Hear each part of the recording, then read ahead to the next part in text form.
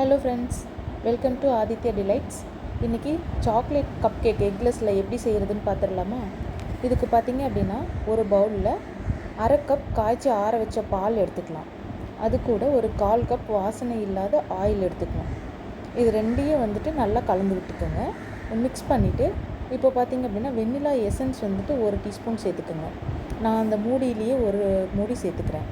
சேர்த்துட்டு இது மூணையும் நல்லா கலந்து விட்டு எடுத்துக்கணும். இப்போ இதை கலந்துட்டு இது கூட பார்த்திங்க அப்படின்னா அரை கப் சர்க்கரை, பொடி பண்ணின சர்க்கரை நான் ஆல்ரெடி எடுத்து வச்சுருக்கேன். அதையும் இது கூட சேர்த்து நல்லா சர்க்கரை கரையிற அளவுக்கு மிக்ஸ் பண்ணி எடுத்துக்கணும். ஏன்னா சர்க்கரை அப்படியே இருந்துச்சு அப்படின்னா கரையில் அப்படின்னா நமக்கு அந்த கப் கேக் நல்லா வராது. ஸோ நல்லா பீட் பண்ணி எடுத்துகிட்டு அது கூட ஆல்ரெடி நான் அரை கப் மைதா, cocoa powder 1/4 cup, 1/4 teaspoon baking soda, அரை டீஸ்பூன் பேக்கிங் பவுடர், ஒரு பிஞ்சு சால்ட், இது எல்லாத்தையும் சலித்து எடுத்து வச்சுருக்கேன். அதையும் இது கூட சேர்த்துட்டு நல்லா கட்டி இல்லாமல் நல்லா கலந்து விட்டு எடுத்துக்கணும். ஒரு பேட்டர் கன்சிஸ்டன்சியில் எடுத்து கலந்து விட்டு எடுத்து வச்சுக்கணும். இப்போ பார்த்திங்க அப்படின்னா கப் கேக் பேக் பண்ணுற பேக்கிங் ட்ரேயில் கப்ஸ் எல்லாத்தையும் அரேஞ்ச் பண்ணிவிட்டு அதில் அரை கப் வர அளவுக்கு பேட்டரை நம்ம ஊற்றி எடுத்துக்கணும். ஏன்னா நம்ம அதிகமாக ஊற்றிட்டோன்னா கப்பை விட்டு வெளியில் கேக் வெளியில் வந்துடும்.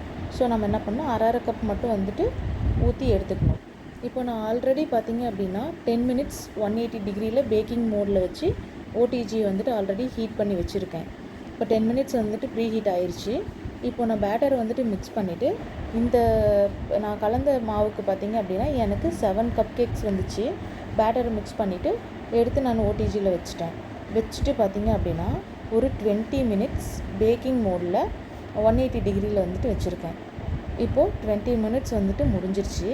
இப்போ நம்ம கப்பை எடுத்துடலாம். கேக்ஸ் எல்லாம் பேக் ஆகிருக்கும், நம்ம எடுத்துடலாம்.